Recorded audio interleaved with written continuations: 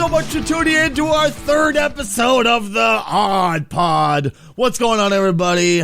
I'm Stacy Kruger, and who are these guys again? I don't know, but I'm casually challenged. I think I'm Red Hazard. I'm Robbie, and we don't seem to have killed each other yet. Hey, I'm already dead, and I'm undead. Heavy on the yet, Robbie. Heavy on the yet. Thank you so much for tuning in, though, guys. We are going to be having a blast today. Why are we going to have a blast, guys? We have a lot of topics. Like a stupid amount. Like, we were sitting there, and we usually do a little pre-show where we're like, okay, we'll talk about this. What should we talk about this? Maybe this.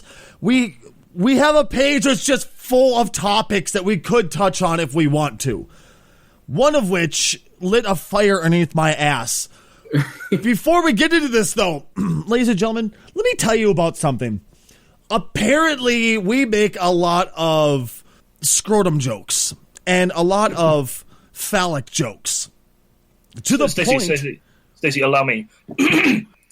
Penis. To the point where we need to have a quote-unquote dick counter for our videos when we post them to YouTube. Obviously, those of you who are downloading this, you'll be like, what the hell's a dick counter? You'll never know. But if you go and watch the YouTube videos, and we do, quite literally, Undead does a fantastic job with our videos. He'll make sure that the images say topical and such like that. But on the video, we now have to have a dick counter because apparently we make so many penis jokes, it just keeps going and going and going. I think we have a problem, guys. I don't have a problem. You have a problem. I have a problem with not talking enough about them. Is that what you're referring to, Robbie? I'm just saying that maybe you don't appreciate penises as much as I do. By chance, are you planning on going to the to Japan for their penis festival and parade around the huge golden phallic object? I'm filling up the jar as we speak. Wait, what are you filling it up with? We don't want to know. I hate you so much right now. Ladies and gentlemen, it only took us 3 minutes. Not All right, even. guys, let's give ourselves a round of applause here. Come on. All right. Oh, God. But they sent me a story, guys, to light a fire underneath my ass, and we all know exactly how much I love Call of Duty. Right. Not because of the game. The game itself it's very basic. It's hard to hate this game because it's so incredibly basic. What do? I'm going to walk up and shoot a bunch of people over and over again. That's it, pretty much, right? I mean, is that pretty much the basics of Call of Duty? Yeah. Pretty much that and shoot zombies. They didn't put the zombie mode in one of them, I think. Really? I think Black Ops 1 was the only one they didn't, if I remember correctly, or... Oh, that's where it started, I do believe. I don't know these things. I don't play these games. All I remember from Call of Duty is they have zombie modes. That's literally it. Well, here's the thing. What consists of a Call of Duty game? Not even Call of Duty. What consists of every single first-person shooter? Whether it be Call of Duty, whether it be Modern Warfare. Shooting people? Yeah, right? You run around, shoot everything in sight, and run away, and try, and then yell a whole bunch in a 12-year-old voice when you get when you get shot yourself and say you fucked their mother, right? Wall hacks. Pretty much. Wall hacks. He's running on the wall, hacker! But that's about the core of it, right? Am I wrong in thinking this has been around since the very beginning of Call of Duty? You just run around, shoot everybody, and then you respawn, shoot everybody again, right? Pretty much. Yeah. Oh, you're talking about the multiplayer. See, my experience was with the single player or the lack thereof. That's something I was going to be getting to, actually. I see. Only Call of Duty I ever played on a consistent basis was the single player. Because and anybody who knows me knows I'm a single player kind of guy. I'm not a fan of multiplayer games, like at all. There's a reason I quit playing League of Legends. There's a reason I quit playing a lot of games. Really, you know, toxic communities are the worst. That's about it, honestly. But when I tried the multiplayer, Pink, my girlfriend, plays a whole bunch of multiplayer stuff like that. You know, so I see it. And since the very beginning, it all seemed pretty similar. It didn't seem like it changed, right? I mean, am I the only person who thinks it stayed the same? Well, No, it stayed pretty much the same. They add new modes and things every once in a while, but yeah, it's been pretty much the same since the days of Quake. Yeah, so basically same core aspect of it. Down to the roots, it's the same, right? Oh yeah. Yeah. So how can Activision say they're taking Call of Duty back to its roots when they haven't changed the fucking game? I don't know. Whenever any game company says we're taking it back to its roots, all I can think of is, isn't that a bad idea? We want games to advance. Exactly. It'd be great if the game would actually evolve some away from the standard, run around, shoot a whole bunch of people, scream about fornicating the guy who killed you's mom, and then going and trying again. The game has not progressed. It's still the same game. Sure, they let you now shoot some zombies once in a while, and they now let you run on the wall as a robot. And and you went to space once. Well, what Activision is talking about here is the future setting. It didn't sell as well as they liked. Now, they still basically printed their own money, but it wasn't enough money for them. So they want to bring it back to like modern day or World War II. So printed their own money as in like they made it sound a lot more successful than it really was? Well, no, it still made a ridiculous amount of money. But to Activision, it wasn't quite enough to what they wanted. Okay. Keep in mind, Activision is part of Blizzard now, so when they're not making enough money, that means that they don't own an entire island yet. Pretty much. Pretty Port much. servers across the globe. When I hear taking it back to its roots, all I think of is we fucked the game up so much, we're just going to have a do-over. Yeah, pretty much. That's what it really is. Now, when I hear taking it back to its roots, the first thing I think of is, oh, do you mean you're going to actually have real single player again? Because remember, Black Ops 1 and 2 actually had a real single... Well, okay, that's taken it far. Black Ops 1 actually had a okay single player mode. Yeah, I mean? Yeah. With real heavy work on that word okay. But at least it was a tolerable point where you could say, you know what, I played for like 5 hours and played through the whole game, and at least it was halfway fulfilling. Sure, it's way too short to charge $60, but at least it was fulfilling. Well, that's the problem with a lot of games that are focused on one side versus the other, and it's really, really hard for a company to figure out how to make everybody happy.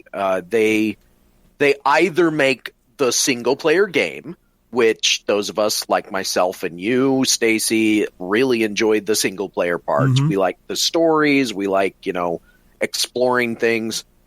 But there's a very large demographic that likes the multiplayer. And game companies don't seem to even try to make one game that does both. And when they do, it usually fails. Case in point, The Division. Oh, good. Yes. It tried. Don't get me wrong. I'm not saying that it's a bad game, but it wasn't for me. And it doesn't. You can't balance it, and that's the problem. It's so difficult to balance it, How is it hard for a company to say, okay, this team is going to work on the single player aspect. This team over here is going to work on the multiplayer aspect. We're going to let them cross resources so they know they're going to use the same guns. They're all going to work the same, blah, blah, blah, blah, that type of stuff. And it's going to have the same similar feel at least. But we want to make sure that the single player is going to be predominant along with the multiplayer. Why is it so hard for companies to work with both? I mean, money. I was going to say the simple fact is that games are expensive. They're more expensive than movies. We're talking, a big budget movie is like $300 million. A big budget game can be the exact same, and when you're making a, quote, AAA title, I'm honestly not sure what that means other than it costs $60. Pretty goddamn much. 60. A lot of AAAs cost like 80 to 90. Yeah, they've gone up. I was gonna say they do tend to get more expensive now, especially with season passes and stuff, but they don't want to spend the money evenly. That's the problem. They tend to just pick a focus, and we just don't have the game that can show that it can be done right yet that I can think of. You cannot convince me. You cannot convince me that focusing on both is not going to produce a shit ton of money. Because that means I would actually buy a Call of Duty game for the first time in 4 titles. I want to say I haven't bought one since Black Ops 1. The rest were like Black Ops 2 was gifted to me for a week to give it a try, that type of thing. Otherwise, I can't think of a single one that I actually purchased since Call of Duty 1. Black Ops 1, excuse me. You cannot convince me that if someone like me who hates the franchise so much would go, wait, they actually put a single player mode in and it's worthwhile, I'll come back. How is that not worthwhile? Well, again, it just kind of comes down to money. What are they going to spend it on, you know? I suppose. Ugh. See, that same exact thing came down to Doom. Doom was fan-fucking-tastic. I loved it. But the single player was like, what, 12 hours? That's it? At least it was 12 hours. And that's kind of problematic of what happens is we've gotten so used to games being so much shorter, like Call of Duty being like, what, 5-hour campaigns at best. Oh, hi, Resident Evil 7. I beat Modern Warfare 2 and 3 together in just under 10 hours. That's pathetic. Yeah, so when a game like Doom comes out and it's 12 hours, well, hey, that's over twice the current average, you know. Do these people who are game creators not remember playing games from back on the PlayStation 1? I'm being serious. I'm not even joking. I'm being dead serious right now. Who remembered playing Tomb Raider, all these games that would last damn near a week of steady gameplay? And, well, if you're good at it, you can get through it in like a day or something like that, unless you're a speedrunner. But you catch what I'm trying to say here. Your first time playing it, a lot of times that would take you like a week to get through. You know what I mean? Well, to be fair to Tomb Raider, part of that week was spending like 40 hours on one puzzle that made me slap my face when I finally figured it out and went, oh, that was the easy way. True, very, very true. Okay, I'll give you that. Maybe we can find a better example. But, one second, guys. But yeah, the overall, it's just something we have gotten used to because of all the games, you know, so many Call of Duties in a row that have been, 5-hour campaigns. And now when we're given 10 hours, it's like, wow, this is long. And because of the length, a lot of the player base doesn't care to play it because it is so long. They want something where they can play the game, get the campaign done, and then push into multiplayer. Yeah, well, oh, God damn it, I hate it when you're right. I really do, because a perfect example is Pink. She picked up Doom for the PlayStation 4, and I was like, we have it on the PC show. Well, I want it on the PS4. I'm like, okay, sounds good.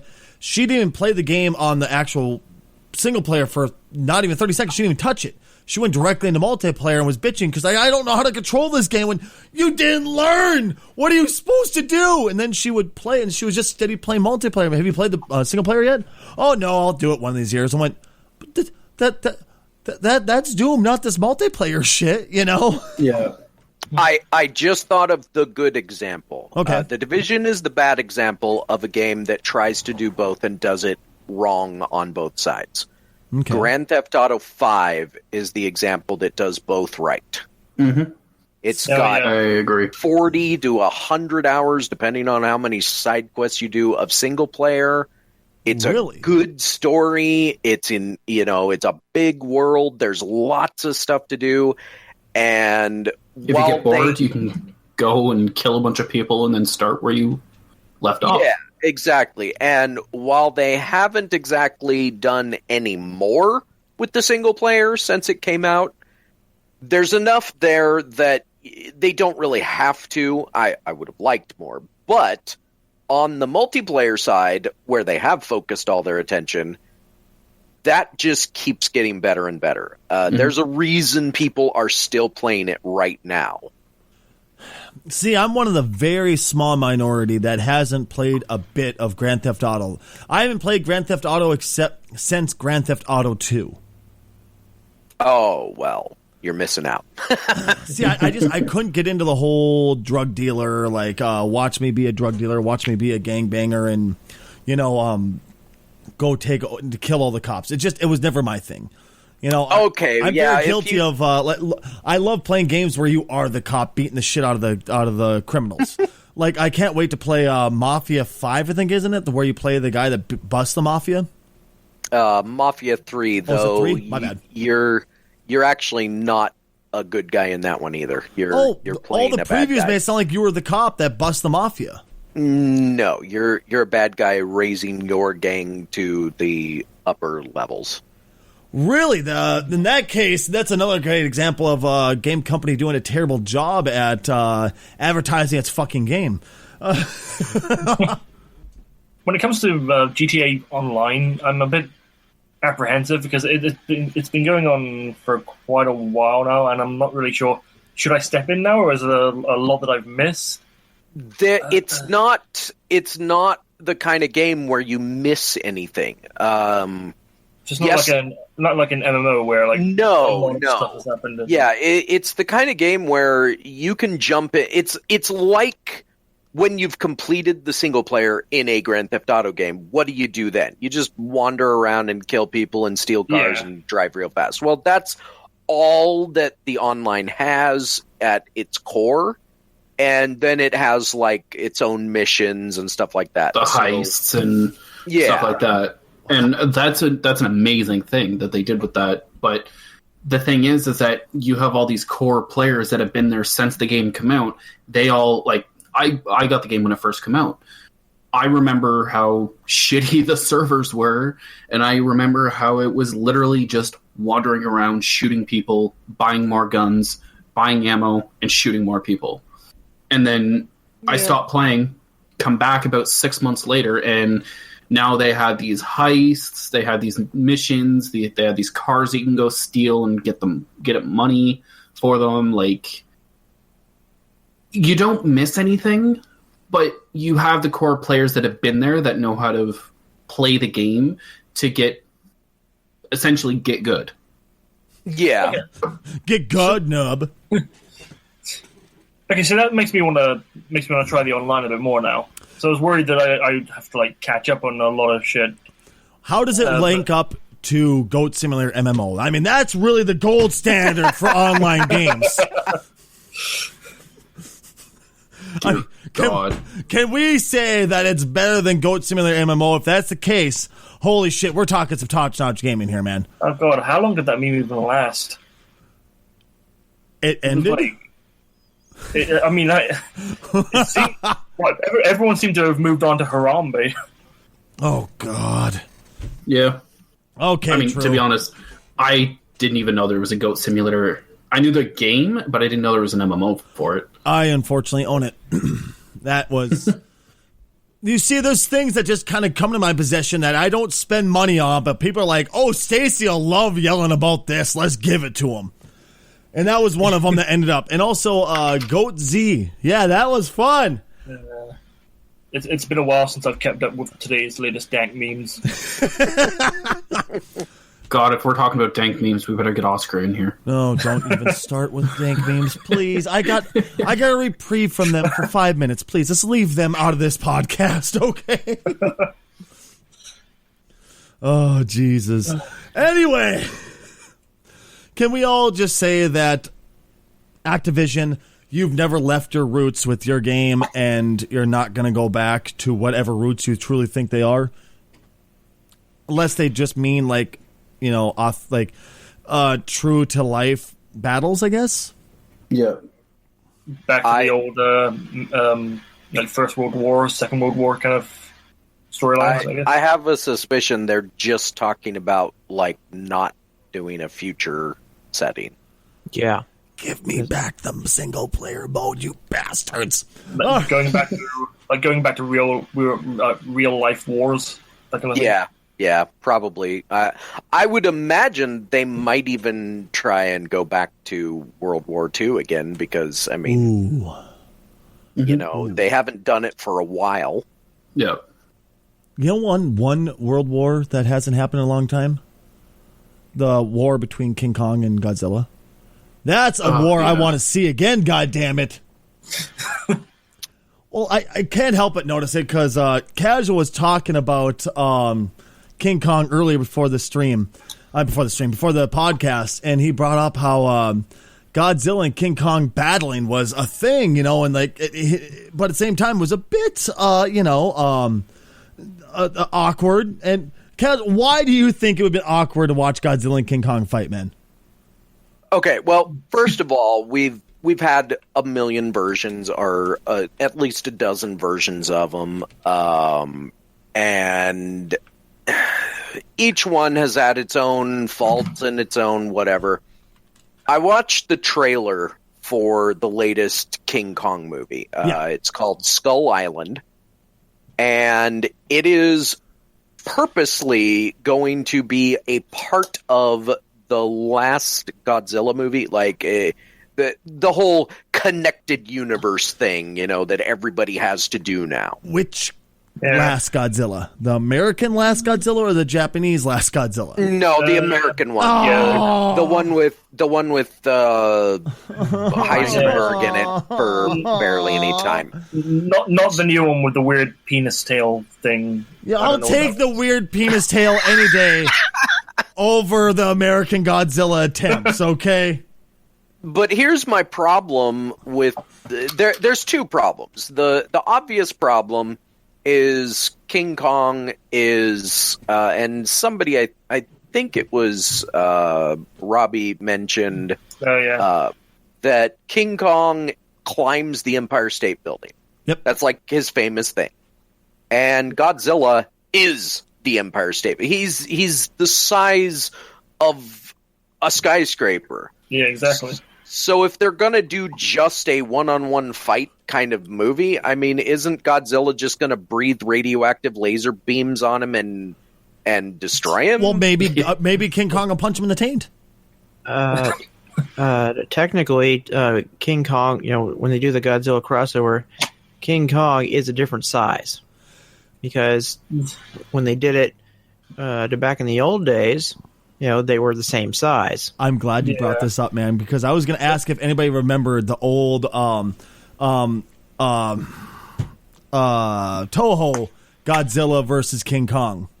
Yeah. That whole versus series. I love Godzilla versus Mothra, Godzilla versus King Kong, etc. By the way, versus Mechakong. The new Godzilla is 350 feet, and the original 1954 Godzilla is only 164 feet. Oh yeah! Wait, really? Yeah. Okay. He's got big. So let's assume that since they want to make it a big connected universe, that they aren't going to change King Kong's size. Yeah. Even without that, in order to have a connected universe, you have to have something that people want. Now, people did like the last Godzilla movie. I didn't see it, but other people seemed to like it. It was good, but it had its faults. It had a whole lot of faults. I'll wait. I'll wait my turn. Go ahead. Right, but King Kong, it's not out yet.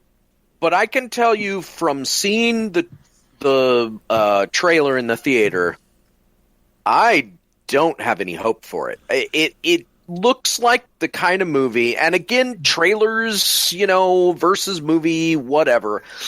But we have to judge now, based on the trailers. And from what I've seen, it looks like a movie that can't figure out what tone it wants to take. Like, there's Right? moments in the trailer that are super serious. Like, this is an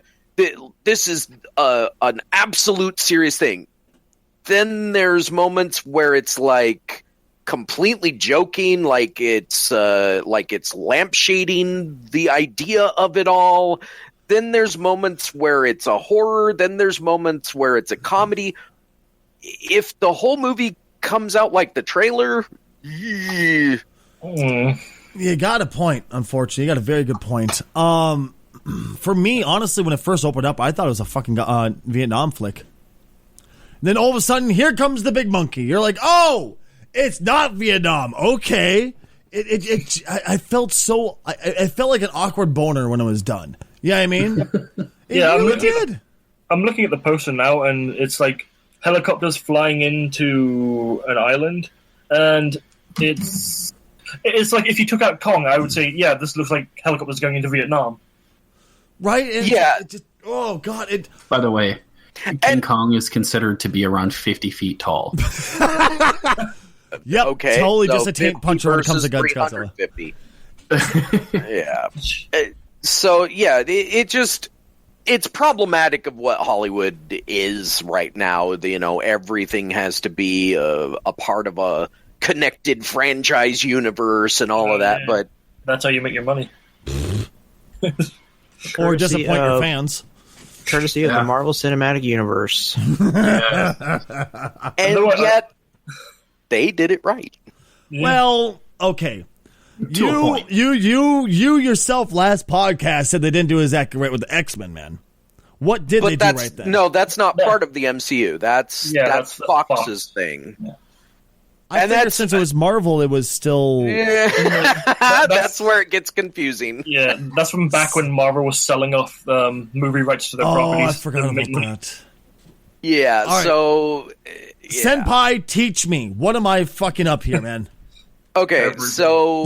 Fuck you, man. The X-Men and the Fantastic Four are Marvel, but they are owned by Fox. Yeah. Okay. So in the movies, you're never going to see those characters interacting with, for example, Iron Man. Unfortunately, although like with Sony, Spider-Man's owned by Sony. They made a deal with Marvel so they can have Spider-Man in the MCU. Right, and That's like a rare obsession. A rare. Yeah, nobody knows how that even happened. That was either a deal with the devil or God's hand. Because All I'm saying is no backroom deals and mouth may have been somewhere to get that to happen. I'm just throwing it out there, okay? Although I will say, I saw like this. They recently released this video of the first like day of filming of Avengers: Infinity War, and seeing Robert Downey Jr., who plays Iron Man, Tom Holland, who plays Spider-Man, and Peter Quill, who plays Star-Lord. Chris Pratt, who plays Star-Lord, all together is a really weird feeling. Wait, they're already filming Infinity War? Yeah. Oh yeah, they started like May of quite 2018 is a release date. Yeah, Oh, okay. they released like a little featurette, but they talk about it. Now, here's everybody's going to laugh at me. I never watched Infinity War 1. It's not even out yet. It's not out. I thought you said they're filming Infinity 2 right now. No, it's Infinity War. Then there's going to be a Marvel movie after that, which was going to be called Infinity War Part 2, but no, it's I misheard you. I apologize. I misunderstood. Now they're deciding this is going to have a different name. Oh, for the love of Christ. Okay, well, they wanted to do that because they want to make it clear that Infinity War 1 and 2 aren't it's not like Harry Potter final movie part 1 and 2. It's not one movie. We're not going to get people on broomsticks? Damn it! It's legitimately two separate stories. So they want to make it more clear for the audience, which is great. I'm fully behind that. So here's the question. The question related to the MCU. We've got all of these movies, whether you like them or hate them, whether you haven't seen them or not. Well, if you haven't seen them, you don't care. If you haven't seen them, what are you doing? Why are you listening to this podcast if you don't know? Apparently going to say, why you talk on the podcast, Stacy, if you haven't seen them. Wow, I'm sorry. Wow. God forbid I'm a DC fan. Jeez. We'll talk about that later. Don't worry, Stacy. DC will get there eventually. Maybe. I can hear But where are they going with these movies after Infinity War 2 or whatever they're going to call it? Because they're about to face, each movie they've faced a slightly bigger threat. And at the end of Infinity War 2, they will basically have fought God, in essence, and fought against the power of a god. They're fighting Zeus? No. Well, I'm being serious. That in the Marvel Universe, that's God, it's Zeus. No, the Marvel Universe has lots of gods. Yeah. But basically, when I think of God, I think of Zeus because, the big purple guy, Thanos, is going to have literally the power of the universe, whatever that means. He has godlike power. In his hand. And they've set it up well. They're going to get us there. I have faith that it's going to be good. But what happens next? Like, I'm thinking maybe maybe like a soft reboot where they start focusing more on the new characters that they've introduced, like Spider-Man, Doctor Strange, and less on characters like Iron Man, Captain America. To my knowledge, after Infinity War, they transitioned into the cosmic phase. To the more cosmic type heroes, like obviously you have Guardians of the Galaxy now, but the characters like Captain Marvel. Yeah, that's good. And, like Adam Warlock, and the more space characters. And last I checked, they have their MCU planned out until 2030. What? Oh yeah. So that's why the Avengers meeting the Guardians of the Galaxy, that's actually Infinity War. That's going to be the one transition point where you start going more off Earth stuff and more cosmic adventures. That seems like that's the kind of thing that I would like in theory, but it seems an odd move because one of the things that allows people to be grounded is some kind of human connection. Yeah, setting on Earth. And I get Guardians of the Galaxy is great and we liked it, but part of that reason is Star-Lord. He's the Earth connection. Exactly. Yeah. So, I don't know. Most of the cosmic heroes are have a connection to Earth already. I mean, Captain Marvel, even though she's out there doing the cosmic thing, she's still from Earth. Yeah, I would like to see them extend the cosmic area to like they've introduced the Nova Corps with Guardians of the Galaxy. I would like to see them actually introduce Nova, like the hero Nova. Yeah. Then maybe even go into the whole like Cancerverse area. Although I doubt they ever will. Cancerverse? The Cancerverse was basically an alternate universe where the representation of death was gotten rid of, so there was no death, and these interdimensional beings who are kind of analogous to H.P. Lovecraft's Great Old Ones took over that realm and kind of twisted all the heroes and everyone into like dark versions of themselves. So instead of the Avengers, you have the Revengers.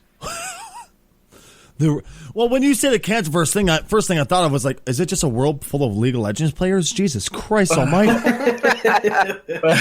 Well, no, it's called that because instead of death, it's just kind of like life grows out of control, like cancer cells. Yeah. Oh, okay. I like that. And also tied into cosmic is magic, which is introduced with Doctor Strange. Oh yeah, I'm really excited what they do with that. Yeah, so it's going to be like the cosmic and magic phase. there's a lot they can do with that. Match phase as in they'll be coming out with their cards, you know. I'll stop. Jesus. You activated my trap card. Now, I will say that at a certain point, we have to expect that they're going to reboot, like a complete reboot. They're just going to end, and then they're going to restart it, because that's what the comics do, and because that's just, in general, what Hollywood has been doing forever. So they're going to take a lesson from Spider-Man, is what you're saying. Well, and that's the problem. Do we want a reboot? Like, let's assume that 2030, 2035, I don't know, 2040, when they finally run out of stories to tell that are, quote, new, and some would argue none of them are new, they're all just rehashes of Iron Man. Well, I mean, Marvel in the comics have been rehashing their stories, like with, they just did, Secret Wars again, and now they've just done Civil War again. So they're rehashing in the comics, so they're going to kind of run out of stories for the movies eventually. Right. So do we, as viewers that enjoy these things, do we want them to reboot? Do we want to see new actors and new versions of the story updated, 30 years down the line? Or do we want them to take a break? You know what I mean? Like not reboot, not just stop completely, but take a break and give it some time. To me, I could not imagine anybody playing Iron Man except for Robert Downey Jr. Yeah, thank you, Robert Downey Jr. I just couldn't see it. So imagining an instant reboot with someone brand new right away without giving some breathing room, you'd feel kind of like, God, I feel dirty. It just doesn't feel right. Or they, Blonde Boy most for likely Thor. would not do Iron Man again. I could see them doing Iron Man if they did like maybe a soft reboot, kind of like in the comics right now. Tony Stark's not Iron Man; it's this girl called Riri Williams, I think her name is. And I could picture them heroes transitioning, like passing the torch to a new person to take up that role. Fun. I could picture that. Well, at the same time, you're still gonna have the same problem though. Of they beat everybody. Where the hell are they going now? Yeah, I mean, yeah, there was this universe where heroes actually grew old in real time, and they were replaced with new heroes. I don't remember what it was called though. Well, okay, now, and this kind of brings up a question. So, Batman has been done a lot. Yeah, more than most people even know. It's been in the. There was a version in the 30s or 40s. There was the 60s version. There was the 80s. There's the Nolan one. Adam West was the best. Joel Schumacher. Do we want to see that kind of one-shot universe type stuff happen with Marvel? Like where they just say, well, this is a side story where we don't care too much about, Yeah, it's a Marvel What If. Yeah. Which that is a thing in comics. They have all these what ifs, and usually silly storylines. Like one of them, I remember, like probably the funniest one I read about was, what if Galactus tried to pawn the Silver Surfer? How much can it melt for this thing, man? Yeah, exactly. So most of their what ifs are just silly stuff like that. Mm. Yeah, they'd have to stretch it out. They'd have to run out of the stories before they got to the what ifs. Yeah, they would, and I think Marvel is smart enough to know to don't get to that point in the first place. Yeah, one character I want them to bring back, and I'm dead serious about this: Howard the Duck. Really, Howard the fucking Duck? They brought him back in Guardians. I want him to have his own movie again. Wait, they brought him back? I never watched Guardians. As soon as I saw Groot, I wanted to kick it and not watch the movie. He was a background cameo. Oh, you're so missing out. But it's a tree that talks, and it's fucking Vin Diesel. It's also one of the best movies they've done in a long time. Vin the Dick with Ears Diesel. Do you really? Come on, guys. You have to stop thinking of it in terms of actors you hate, and just think, okay, just watch it. Well, I was expecting the whole damn time for the tree to grab a car and start fucking racing around and try to like fucking rob the government or something. Jesus fucking Christ! Well, Groot is not a supervillain, so he doesn't want to take over the government. It doesn't matter. It's Vin Diesel. You have to understand. I never thought I'd see a wrestler in a movie role and actually like him, but I really liked Batista in that movie. Holy crap! That's digging back, Batista. Yeah. The Dave Bautista, Drax. He's Drax. Yeah. So good. I know it sounds strange, but give it a chance, Stacy. Trust me. But it's a tree that goes Groot and it needs to be kicked. That's what they actually mentioned that in the movie. but Tracy, but Stacy. Tracy now. But Stacy, he's a baby tree in the next one. Oh, for the love of He's God. so cute. So now I have to watch him change little tree diapers? Really? I mean, I don't think Not exactly sure that's how it works. maybe he just leaves little twigs everywhere. You know, with superheroes always trying to take over the governments and shit, why can't they take over the universe and just ban the tree? That's what I'm asking here right now, man. To be fair, when Groot first appeared in the comics, he was like one of those giant monsters that rampages around the city. Really? Yeah. Why'd they keep that? That would have been cooler. It might have been cooler, yeah, but I don't know. It's just like way back in the day, like when they were doing that whole phase of giant monster attack city, superheroes fight giant monster. Groot was one of those. Weird. You know, actually, I brought it up as a joke. You know, the whole take over the. Why is it all these friggin' supervillains want to take over the government? I have to ask this because you look at like the presidents, you look at the prime ministers that go through, they come out gray as hell. I mean, insanely gray, and they don't look like they're having fun, and they look like they're pretty damn happy to be done after 8 years, at least here in the U.S. Why do they want that? To borrow a line from the Matrix, what do all men with power want? More power. I suppose, but wouldn't there be a point in time where they kind of go, enough? I mean, yeah. Why would you want to deal with all of the struggles of government and stuff?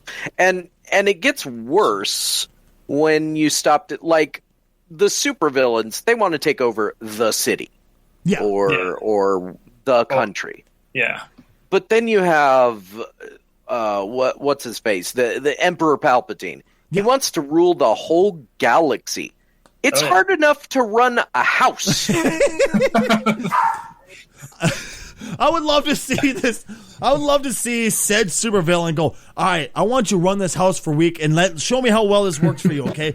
You try to get 3 teenagers to clean their fucking rooms and actually do the goddamn dishes.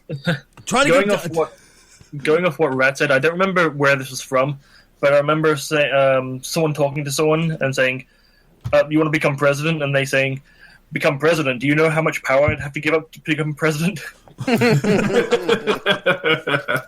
Oh, excuse me. Well, seriously, I that's something that's bugged me for years upon years. Is why would you want that? Yeah, I mean, I guess that it's like the money thing, wanting more money, but I don't know. Why do people want things? Yeah, I think because of selfish reasons. I want acceptance. I want control. Yeah, maybe it's like Well, Red, you're not getting that here. Maybe it's like I'm going to say this is going to sound weird. Maybe it's like a tribal thing because back in the day, like groups and tribes would want more territory in places, and I think that's manifested in the modern day as gardens in a weird way. And I think maybe that goes further into like when you're thinking of political power, like into countries, they want to invade other countries. Maybe that goes even further into supervillains, saying, I don't want just this country, I want the entire planet, or the galaxy, or the universe, or these like multi-dimensional empire. Well, that was strictly for resources, though. If why does one motherfucker, one swinging dick, need an entire world? Why? so I can subjugate them to my will. Oh, Jesus Christ. All right, guys, I actually kind of want to change gears here a little bit. Is that cool? Sure. One more bit. Yeah, of course. So, as you all know, Doctor Doom is pretty darn good supervillain. Oh, yeah. And there was a thing done in comics where, of all the possible futures in the Marvel universe, for Earth, the only one where Earth is truly peaceful is when Doctor Doom is in charge. Oh, that's so. So Doom is actually a good leader. You just have to basically worship him. No one gave him a chance. Just give him a chance, man. Just give him a chance. Dr. Doom for president, 2K16. Oh, He's just a dictator with a horribly burnt face and has to wear an iron mask all the time. He's fine. yeah, just. Well, speaking of giving things a chance, what about Twitch? Who'd have guessed that you can make money playing video games and people watch you play video games? Well, okay. Take this from somebody who's worked in broadcasting my entire life. People love watching some crazy shit. Let's look at reality TV. Mm-hmm. Oh, yeah. Exactly. Well, go ahead. You don't need to tell me about reality TV. I'm from the country that invented Big Brother. Oh, I'm so sorry. Well, it's the America created reality TV. Do you remember? Does anybody here remember the very, very, very first reality TV show? Survivor. Nope. Cops. Nope. Not a clue. It goes back even further. One of the weird talent shows, like America's Got Talent. Nope. Real World. On MTV. They stuck 10 strangers in a house and had them live together, and they got to watch them live. That was the very first ever reality show. And I did not know that. that became to sell like crazy. So to me, a jump to somebody saying, oh, hey, let's watch this guy play a video game is not a huge jump at all. At all. And Justin TV, which some people may not know, was where Twitch came from. Mm-hmm. The had a lot predecessor of Twitch. Yeah, it had a lot of that. It had people just filming themselves doing anything, whatever they wanted. And what happened was Justin grew out of that. Not grew out of that. Twitch grew out of that because what Justin discovered was people really like games. More than any of the other stuff that they were doing, people were flocking to all of the gaming things. And so Twitch was born. And over the course of time, Twitch just became the new place for people to go. They stopped caring about all of the other live streams. Yep. And go ahead. One of the big things is that for somebody like me who I started out on Justin TV. Oh, yeah.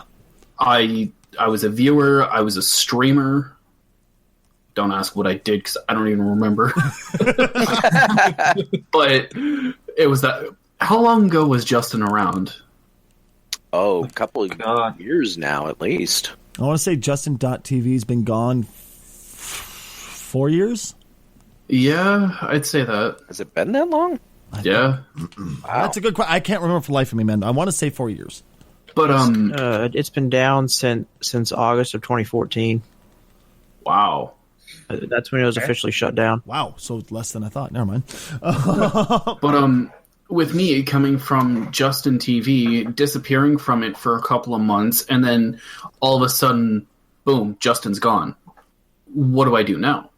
And then I seen on Facebook and all that people were sharing Twitch and Twitch.tv and check out this gaming streamer and blah, blah, blah, blah, blah. And I'm like, okay, what's this?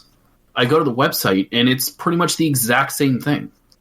They don't allow anything but gaming. Well, back when they first started. Yeah, and then for some reason they started letting some odd things in, cooking. For some reason, was a big early one. They started social eating. Well, that came later, but I'm talking about specifically cooking. Like that was their something that people would do in between games. Like they would take a break to eat. And because they would need to make something, they would just keep streaming. And then people said, hey, let's talk about cooking while the streamer is cooking their food and stuff. And it became kind of an interesting thing. And then one day, Twitch decided, well, let's expand from just pure gaming to something else. And I would say there's a lot of different ones, but I would say Bob Ross that one still blows my probably mind. the biggest. Like that was the moment that Twitch stopped being gaming only and became this new thing, sort of. Because here's the thing. If Twitch hadn't gone away from strictly gaming to include talk show and talk radios and stuff like that, I wouldn't have exactly the home I have right now, because me coming from a talk radio show past and just talk radio in general, or just radio in general, how about that? I felt really awkward because I had to start up my show. I couldn't do like a little intro segment. I couldn't talk for an hour first. I had to go directly into gaming, or else you could risk getting in trouble. And it just felt wrong. Very, very wrong. And then when I noticed they started being a little more lax with things like this, I was like, all right, cool. I'm down with this. This is awesome. I'm loving this. So now I'm able to do my talk shows and stuff like that. Well, now I'm seeing it go even further, and I'm just going, what the hell is happening at Twitch? And that's when I realized, is Twitch starting to turn back into Justin in a way? Slowly, maybe? Yeah. Yes. I mean, they like somebody had mentioned, social eating. Why? That's a fairly new one. And it's literally just somebody eating on stream and interacting with chat. Here's the problem with social eating, though, dude. This is my problem with it. Isn't it a fetish? Yes, that's exactly it. It's a fetish.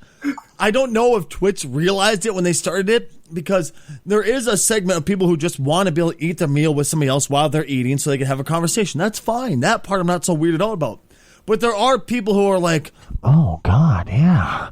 Eat that burger. Get fat, you bitch. This is real. I wish I could tell you I'm joking.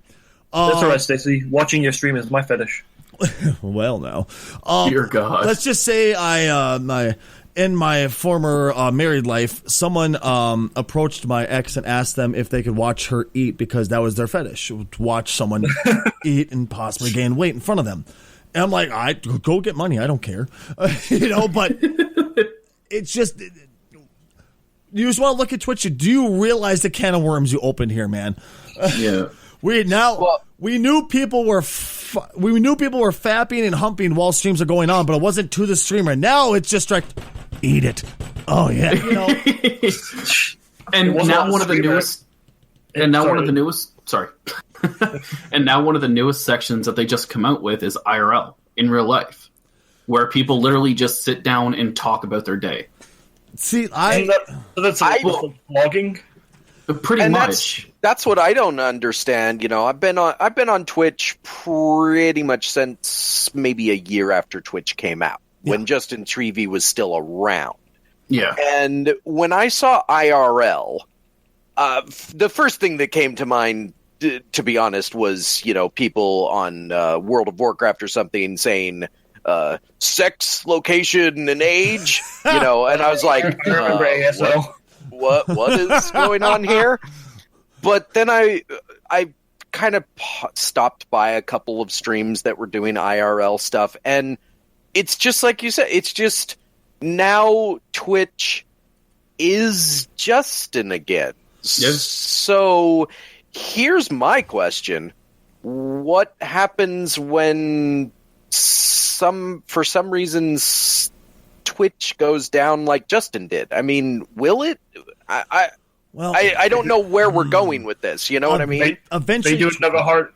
Go ahead. Sorry, they do another hard reboot, but this time it's all cooking. Oh God, Hannah would love herself. My friend Mrs. Wild, Mrs._Wild. Her name is Hannah. She would love that, because that would be her forte. But it's just, here's the thing. Like when it comes to IRL, I'm one of the very few people there. Actually, one of the only, that I could think of, that actually decided to set themselves apart from every other IRL streamer. Where when it comes to that, instead of it being just, hey, this is what I did with my day, so I went and took my dog to the park, and then they said this. And no, it's instead I do a full-on show. You know what I mean? Yeah. So that's one of those things of, I think when it comes to things like that, where it's going to be IRL, the cooking creative, all the creative in general, the game, all of those, the whole thing's going to be defined by the people who set themselves apart from it. You know what I mean?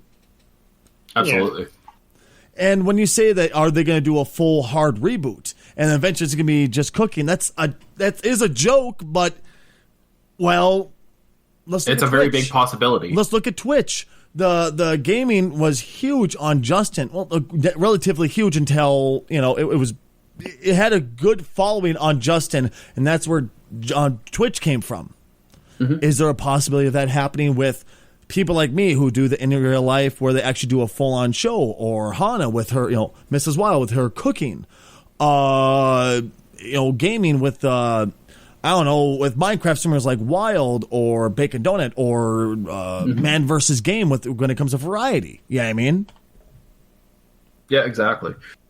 I mean, is that where this path is going, where eventually we're going to have like 5 or 6 different websites that are all going to be dedicated to their own thing? Or do you think the people at Twitch finally went, you know what, how about we let them all coexist? And this was pretty good before we took down Justin after all. We just have to make sure we don't let people post copyrighted content. We should be fine, But the thing is, with Twitch and with all of the custom stuff that they're doing, they're making way more money than they ever did with Justin. They just they integrated the bit system. Oh yeah. See, I love the bit system, but I hate it at the same time. Yeah, I mean, I love it because it gives the viewer a chance to look cool in front of chat. Let's face it, that's a big thing. Because that's the same reason why subbing is so huge, because you get to have the emotes, you get to have the badge, you get to look cool, stuff like that. Well, also gives you the same exact thing. You can cheer in chat. You can, have bits right on top of your stream or whatever you want, right? You can give people your bits. But it's also the situation of it's going to look bad on Twitch, because at that point it's just money flaunting. Well, wasn't donation the same exact thing? True. Very true. All that is Twitch saying we want a chunk of the pie, and I can't blame them. Well, True. More Amazon than Twitch, but that's besides the point. Yeah. I can't blame them. I think they're quite in the right for doing it, and I think it was done very well. But the thing I dislike about it is the fact that if you want, say, to buy $100 worth of bits to cheer on somebody's stream, you're paying a serious chunk of change. Yep. And it depends on where you live, too, because really? I didn't hear about that one. I actually recently purchased some bits, and I paid $130 some odd US, but in some countries it's like $150 to $160. Is that just taxes, or? Yeah, there's all kinds of additional things in other countries that they have to take into account. No shit.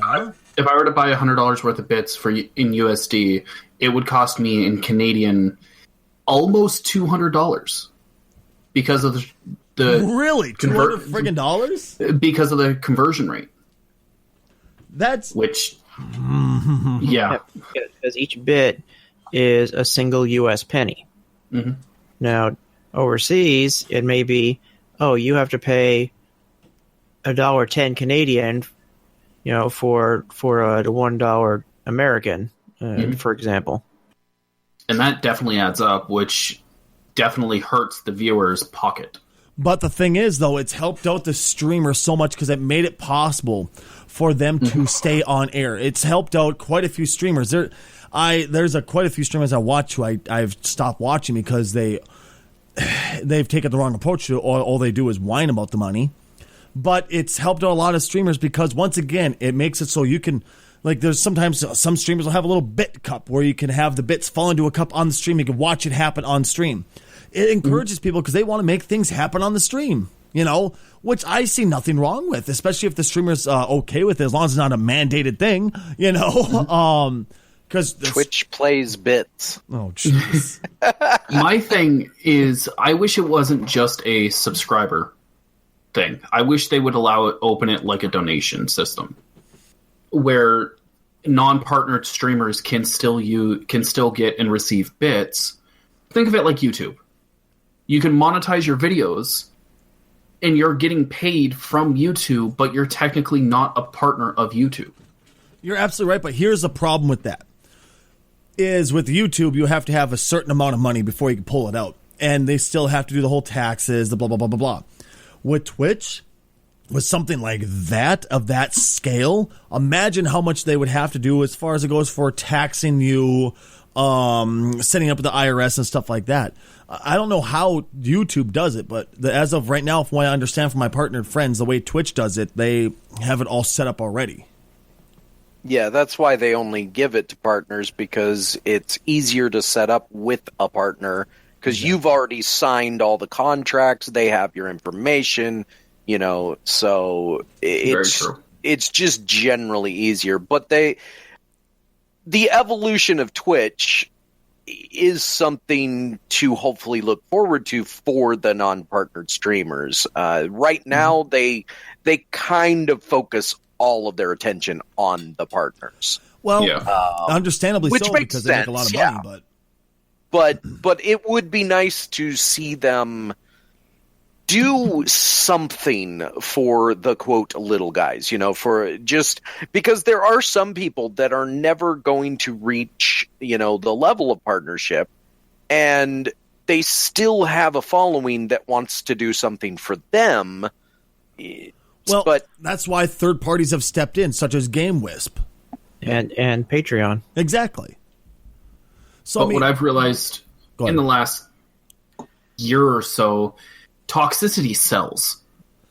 Don't like a get me motherfucker. Started on this, please. Don't get me started. Too late. You're screwed. We'll have to tune in next week. No. Stacey feels about toxicity. This is going to go for about 3 hours. Prepare yourself, folks. Go ahead, grab in, get a blankie, grab yourself some dinner. Let's do this. Now, there are I'm not going to name streamers because, once again, that is incredibly bad taste, and it's just something I will never do. But there are streamers who I've watched before who just start unneeded drama. Exactly, unneeded drama, and they drop racial slurs, they drop homophobic slurs, they drop transphobic slurs, stuff like that, just to get their community going, because they know their community loves hate. And that drives me. And there's even to the point where a certain well-known streamer decided it'd be a great idea to fake a swatting. And to anybody who doesn't know what a swatting is, it's where you call the police and say, "Hey, did you know such and such has their kid is holding their kids hostage in their basement and going to kill them? And they live in such and such place." Click. And then you might I add, that is highly illegal. Oh yeah, we're talking prison, folks. But then you get to watch this. The cops bust in, throw them to the ground. Ha ha! It's so fucking funny, and it destroys lives. But the problem is, then there was this one streamer who decided to fake it on stream. And guess what? There was a weird rash of swatting on Twitch after this. Funny, huh? Here's the problem. This is my main complaint, was Twitch, instead of taking a very, very strong stance against it, saying this is not okay, they banned him for, I want to say, 4 days to a week at most. That was it. I think it was 4 days. And that was it. What did that show? That it's okay for that to happen? That's, yeah. Then you go. It's okay for it to happen, but with minimal repercussions. Exactly. Exactly. And that just drives me nuts. That hurts my brain when I think about it. You know what I mean? Mm-hmm. And that's when you say toxicity sells. You're absolutely right. But that's why, streamers like me who work our asses off to not be toxic, to promote positivity in our channels, it hurts us sometimes, because I know if I decide to go the exact opposite and just am an awful human being, people are going to turn in just to watch me destroy people and watch my community try to destroy me over and over and over again. But is that a life worth living? Is that a broadcast worth having? Not by a fucking long shot to me. You know what I mean? That's the unfortunate part, is that there's a lot of people that like that, you know? Sorry. I feel better, folks. Thank you very much. I got something off my chest. I'll be sending you the bill for the psychiatric help. I don't know, man. It just gets so incredibly draining after a while, I guess you could say. Mm-hmm. Absolutely. Yeah. But all right, guys, can we get back into the gaming, please? Let's get off of Twitch, where I get feisty about, toxic people. Them's fighting words. I need to talk about something that's bothered me for a very long time. Pre-ordering games. And I remember back when pre-ordering had a reason. Because you didn't know if there'd be enough carts at the store to be able to play your Super Nintendo game when it came out. Same with the PlayStation game. Even up to PlayStation 2. There was still a reason to. Because you wanted to make sure there'd be enough, of that disc there to be able to play on the first day. But come PS3, a lot of that changed, didn't it, guys? Yeah, it all changed with the advent of the digital download. Exactly. I don't know. The pre-order is now about the bonus. Exactly. Like the in-game virtual content bonus. Which will later be sold as DLC 2 months down the line. Exactly. And if you get the game on sale later, then you usually get it for free, or when it goes, what do you call it? Special platinum edition, where they include everything in one. Yeah, game of the year. Thank you. Now, here's where the issue comes in, Casual, and I guarantee you're going to agree with me on this because you saw it on Twitch. When games like Batman Arkham Knight come out. Now, I pre-ordered it because I didn't want to buy it that day and download it for the stream, because I was like, I'll just buy the disc, download it, and just play it, right? So I don't have to worry about it. I don't have to worry about the long download times. Oh, wait, even with the disc, you still had to download the entire game. Wonderful. Thanks a lot, Arkham. Thank you, guys. Batman, you guys, was Warner Brothers, you guys did a knockout job. Thank you so much, dicks. But that game was stupid, bro. Well, no, let me take it back. If you bought it on the PS4 or the Xbox One, the game was fantastic. Well, some choice gameplay issues, as in I'm not liking the choices they went with, but the game itself performed fantastically on the PlayStation 4 and Xbox One. But if you were a schmuck like me and going, my PC is way better than any console, I'll play it on PC. You got shafted so hard. Yep. Now, yeah, they actually pulled the game off of Steam, which does not happen very often, and they said we're unhappy, something like we're unhappy with the performance that this game has on the PC, and we're going to pull it and fix it. And they literally told their customers, you have 6 months, regardless if you never touched the game or you've beaten it 50 times, you have 6 months to get a full refund. And that definitely doesn't happen. Case in point, No Man's Sky. And the game has yet to come back to Steam. Are you sure? No, it's back to Steam. Yeah, it came back to Steam, but it took like 6 months or something for it to come back. And you have to wonder,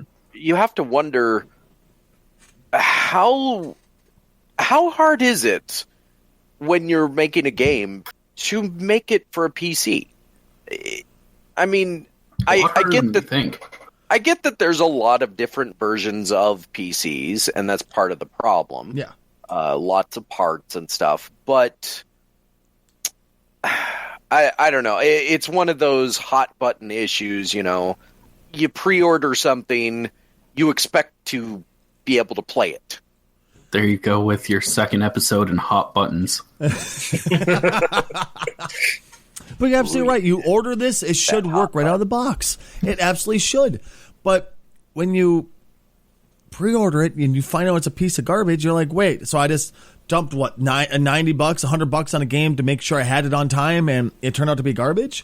Or they like to do this wonderful little thing where you buy the game, it comes out, and what happens on day one, boys? 10 gigabyte patches. Exactly. Just to actually run the game. You're not allowed to run it unless you get that multiple megabyte patch.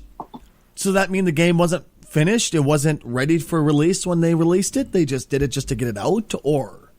Yes, that's exactly what it means. That's one of the problems with AAA gaming nowadays is that it used to be that because a game was going to come out on a console, mostly, they had to make it right.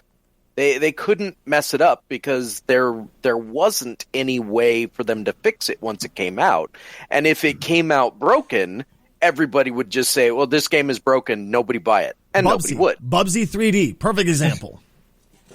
But the problem is, and you stated it yourself, the PlayStation 3 and Xbox 360 era. Yeah. This brought in the ability to update your console and update your games online.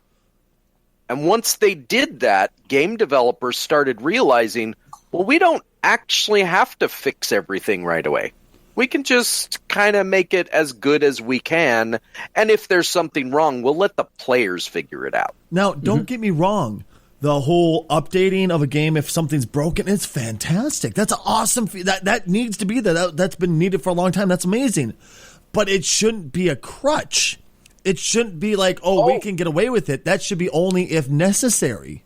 Absolutely. It's not a crutch. That's the worst part. It's just a shoe. They just put on their they don't make games to near completion anymore. They make it to near beta. And then they say, good enough. Let's release it, see what people think, and fix whatever's broken. So the release, for all the customers, they are the beta testers. Yeah, pretty much. The early adopters, the pre-orders. And they don't really have to optimize it because it's like, well, people bought it anyways. Mm-hmm. Yep. It also doesn't help that pre-order. Don't encourage this. Right. It also doesn't help that they reach out to streamers, YouTubers to say, hey, we'll pay you X amount of money if you hype the shit out of our new game coming out. And to be fair, sometimes a word gets thrown around a lot. Sellout. Now, this word is incorrectly thrown out a lot of the time. Absolutely, my friend. Absolutely. Stacy's the biggest sellout out of them all. You have no idea. A sellout. To be considered a sellout, you have to sell a product or attempt to sell a product that you don't believe in. Now, there are plenty of streamers out there that do sell a product and do get sponsors and get free games, but they like it. And people will still call them a sellout. They're not sellouts. They like what they like, and somebody's giving it to them for free. That's the same exact people that look at their favorite bands and say they're a sellout because they decided to change their music some. Same exact thing. No, they didn't sell out. They just chose to change their music because they really enjoy playing this particular type of music. They chose to sell this product because they really believe truly in this product. I mean, there's going to be people like a certain game company that sells games online that we talked about in I think we talked about in the last podcast, didn't we? Yes, we did. Yes, we did. G2A? Oh. Yeah, them. Oh, no, actually, I think that was on your stream the day of. We didn't talk about that. Right. Oh, next week, somebody for the love of Christ remind me of this. This is a rant and a half. Yeah, that's definitely for another podcast, possibly a whole podcast. Right? But people don't believe in them. They just looked at the streamer and said, hey, you got lots of people. Put this on there and we'll give you free shit. Okay. We'll give you a section. We'll give you a chunk of what people buy through your link. Okay.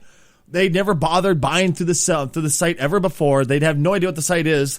They just know the site's going to give them money. That is the true definition of a sellout. A sellout saying, hey, I believe in AMD, or hey, I believe in NVIDIA, so I'm going to back them up. Sure, they're going to give me free stuff, but I believe in their products, and I would use it anyway. That's just, well, frankly, doing what you're supposed to do as a broadcaster. That's just good business. Exactly, man. Like, if AMD approached me and said, hey, we want you to promote our new processors, I'd be like, where do I sign? I believe in the product. I've loved their product for a very long time. You know, that's the exact type of thing. That's all there is to it. I would be more than happy to promote it. This podcast not sponsored by AMD, unfortunately. Just saying, if AMD, just saying, I rant about how awesome you guys are on stream and all that without you needing to pay me.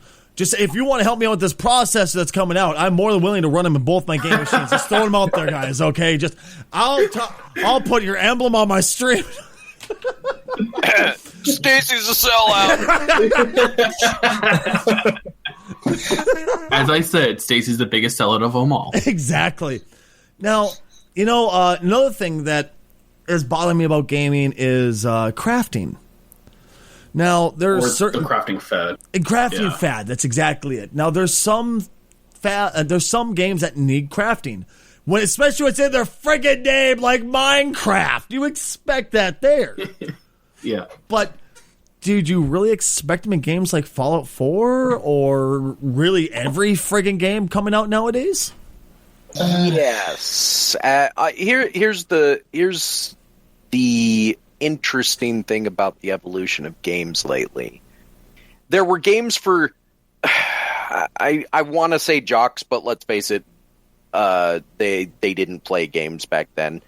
But like earlier on, Call of Duty. Yeah. You mentioned Call of Duty. There's a certain type of gamer that plays Call of Duty, especially the multiplayer. Those players used to just play the first person shooters, and they would kill people. It'd be great for them, whatever. Mm-hmm. But over time, certain things started bleeding into that type of gameplay, and it's all the RPG element.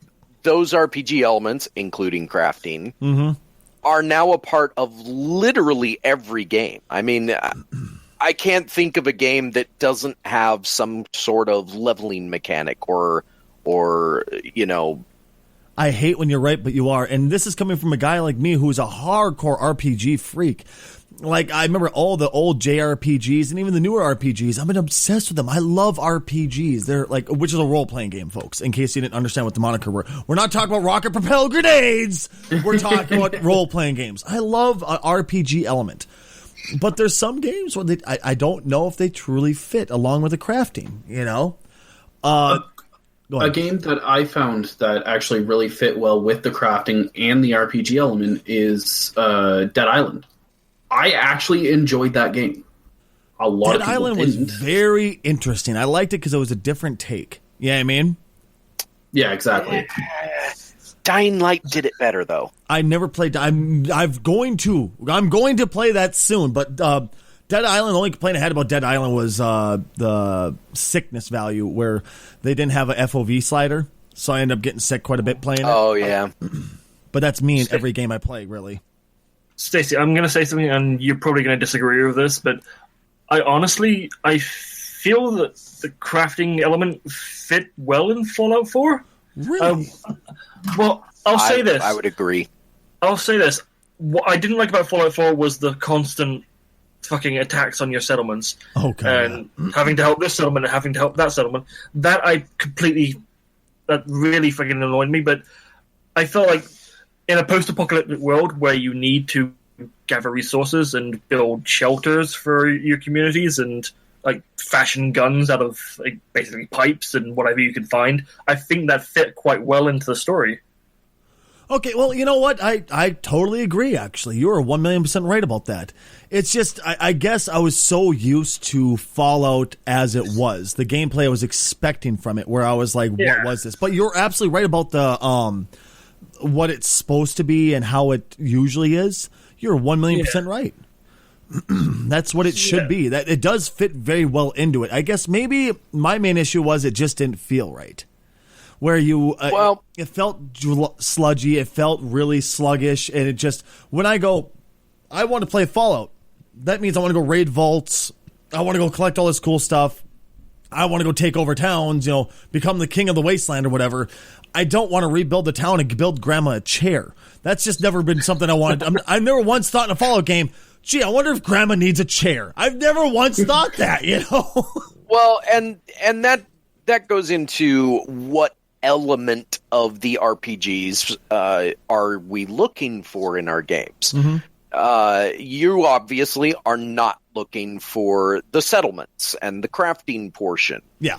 But some of us, like myself included, I liked it because, especially if you play Fallout 4 on survival, which is a difficulty in the game, mm-hmm. it really makes you feel like you're in a post-apocalyptic world.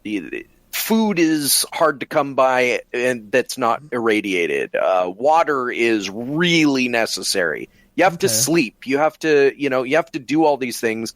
And the settlements give you the ability to make yourself self-sufficient and allow you that ability to say, could I survive in the wasteland? I hate it when you guys are right. I really hate it when you guys are right, but you are. Hey, Stacy, guess what? Oh. We're right. I swear I'm going to choke somebody. I'm going to turn to Wayne Brady and have to choke a bitch. You just say stroke a bitch? Well, one or the other. Robbie, I mean, if you'd come over from the UK, we could talk, but not right now, my friend. Not right now. We're broadcasting. Dear God. Oh, geez, Louise. All right, guys. I think we've talked about everything we need to talk about today, right? I mean, we could keep talking, but people are going to start tuning out. Yeah. Well, okay, how about this? Let's talk about one last thing that'll be quick for us. I think it'll be just a quick rundown. Let's kind of get our own vote on this. PS2 and what was that?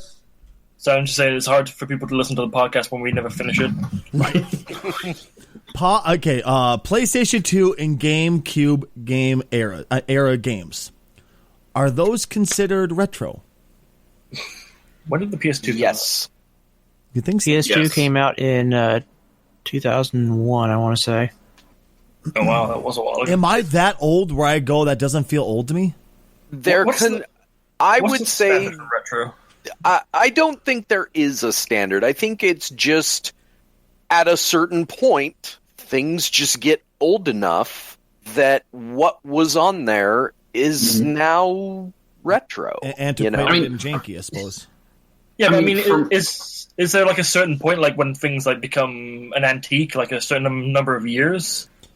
I don't know. Like for a car, they have an actual standard. It's 25 years. And then any car that's 25 years old is considered classic. I don't think it works that way in gaming, but I will say you wouldn't consider the last generation of consoles to be retro. Oh, God, no. No. Oh, God, no. But maybe 2 generations, but... Yeah, 2, 3 generations? Yeah. I mean, it's really old by then, especially in technology terms. I know, it's just, I remember playing the PS1 when it came out, so it's just, I kind of have a hard time calling that retro. Like, I remember playing, I'm still playing Final Fantasy VII on stream now, and it just doesn't feel old. It still feels current to me. You know what I mean? You just don't like it because it makes you feel old again. Shut your whore mouth. I was going to say, we have an ancient talking with us right now. Casual, I think me and you need our canes. Let's leave, man. I prefer the term antique. It sounds classier. Oh, listen to your elders, boys. Boy. No, but oh no, man. I want to say yes, but I think it's a lot of it's me like fighting back, going, "That's not old. What are you talking about? I'm not old yet." I still feel mentally 12. I would say when the current generation of gamers doesn't even know that a particular gamer system existed, you officially can call it retro. You know what, GG, you won that one. Yeah, in that case, I take it back. PS2 and GameCube are retro then. I remember talking this generation. I'm sorry. Go ahead. This generation, like generation below me, will never know what it's like gaming on a GameCube and the vibration of the GameCube controller. And oh yes, the physics of just those games. And those cute little discs. Oh, God. Yeah. Those things got chucked around the room so much when it was a bad game. It became a frisbee, man. It was like, look how small it is. Ninja Star. To blame it on the dog again, farting. No, kids, maybe. Don't put your discs in the microwave, no matter how cool it looks. Oh God, I've done that a couple times. Why doesn't that surprise me? Stacy, what, Mom? Why does the microwave work? The dog farted.